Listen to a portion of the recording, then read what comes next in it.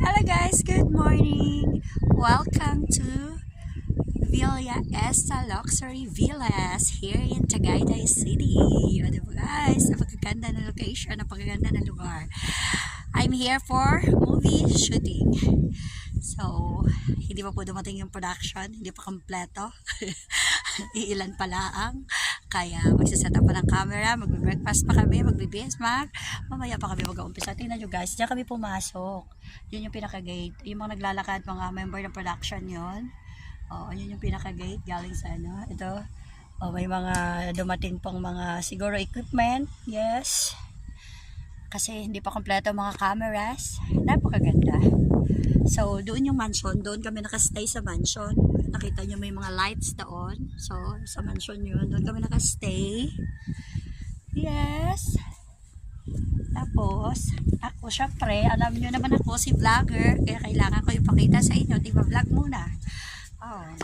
Diba? Nakapag-shot na ako. Libre vlog pa. Yes. Ayan, may dumating siguro mga camera o mga pagkain. Wala pa kaming pagkain. Magbe-breakfast pa kami. So, oh my God. Sarap ng pakiramdam. Sarap ng feeling malamig na basta. Kasi medyo mainit sa Manila eh. Nung umalis kami ng GMA 7, 3:40 exact. Oo. Tapos, nakarating kami dito ng 5. Oo. Basta mabilis tumakbo nung sasakyan namin. Parang pinalilipad ni driver. Sa atin lang to ha. Kaskasero siya. Kaskasero siya. O, tingnan nyo yung paligid guys. Napakaganda. Doon sa may mga ilaw na yon sa mansion, doon kami nakastay. Kasi ano yan nga yan. Mansion kanyari ni Eugene Domingo. Oo, kasama namin siya dito. Sa movie.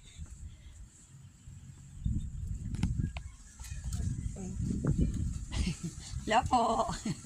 Ayun, mga production. Napakaganda po ng lugar. Yes. Ayun, mga pagkain. Yes. Oo, dito po ako galing, guys.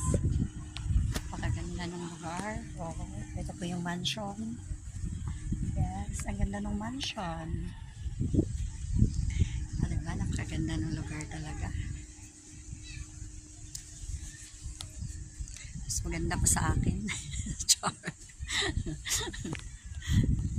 So, pabalik na ako dito sa aking mansion. Sabi gano'n na. Mansion ko pala. Oh. Balik na ako dito sa aking mansion.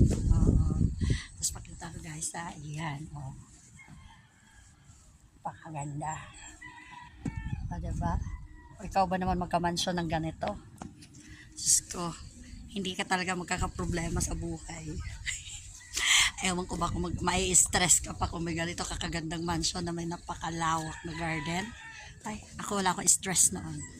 Talagang happy ako. Every moment, every seconds, every minute, every hour, every day, syempre. Pero syempre, hindi ka happy without love. Kailangan may kasama ka ditong pag-ibig. Char.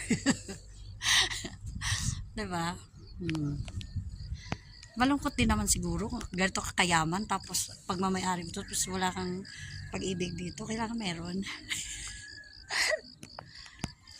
Kasi lalo dito malamig. Okay guys, bye. Mamaya ulit ako mag-video. Bye.